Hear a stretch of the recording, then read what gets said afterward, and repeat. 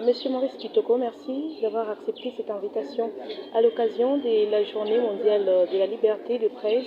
La RDC occupe la 124e place sur 180. Alors, qu'a-t-elle fait pour avancer d'un pas? D'abord, 124e, 180, on est encore très loin. On est encore très loin, très loin. C'est vrai, il y a eu une amélioration d'une classe. On est passé de 125e à 124. Il y a beaucoup de raisons.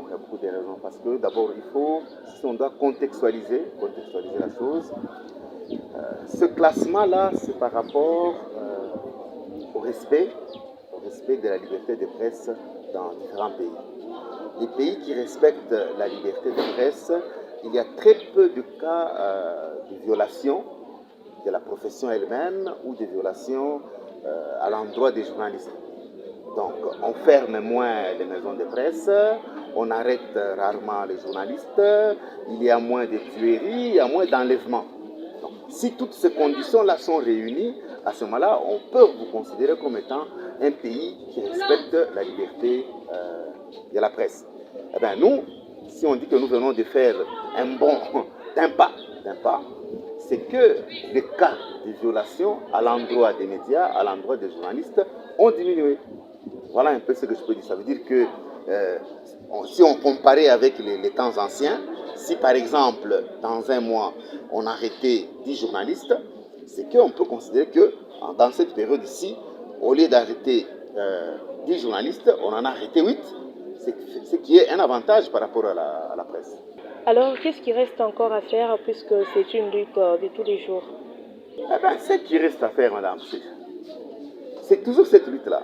Parce que, vous voyez, quand on prend le texte qui régit les médias, avant on avait la loi 96/002, aujourd'hui on a la loi 23/009 qui gère la presse.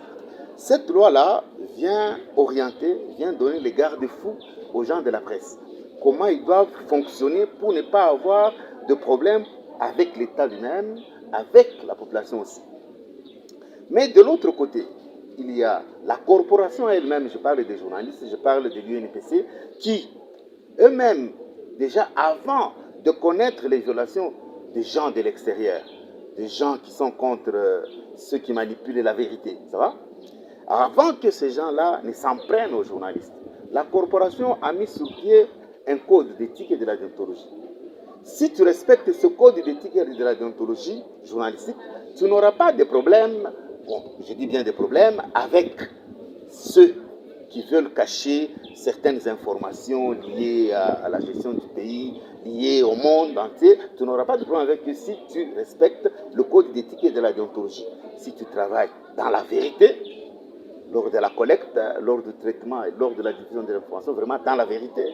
Si tu es indépendant vis-à-vis de toi-même, vis-à-vis des autres, vis-à-vis de l'argent, tu es indépendant, tu es très solidaire par rapport à la corporation, aux gens qui sont proches, tu respectes la vie, la dignité de l'homme.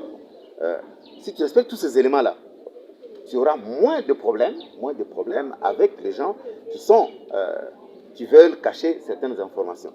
Et donc, si les journalistes se mettaient à respecter et le code d'éthique et de la déontologie journalistique et le texte qui régit les médias dans le pays, je crois que nous allons dépasser le niveau de 124. On peut se retrouver même à 100. C'est pas interdit. Ça, c'est du côté du journaliste qui doit respecter les textes. Mais de l'autre côté, c'est du côté du gestionnaire, du côté de l'État, du côté de l'homme politique. En général, les gens qui ont l'information sont très sensibles quand ils sentent que quelqu'un veut mettre à nu cette information-là. Et ils deviennent très allergiques. Ils doivent comprendre que le monde d'aujourd'hui ne peut pas fonctionner sans la circulation de l'information. Et face à l'impact du numérique, quel avenir pour le média traditionnel? Oui, ça c'est une grande question. C'est une grande question. Il faut réfléchir deux fois.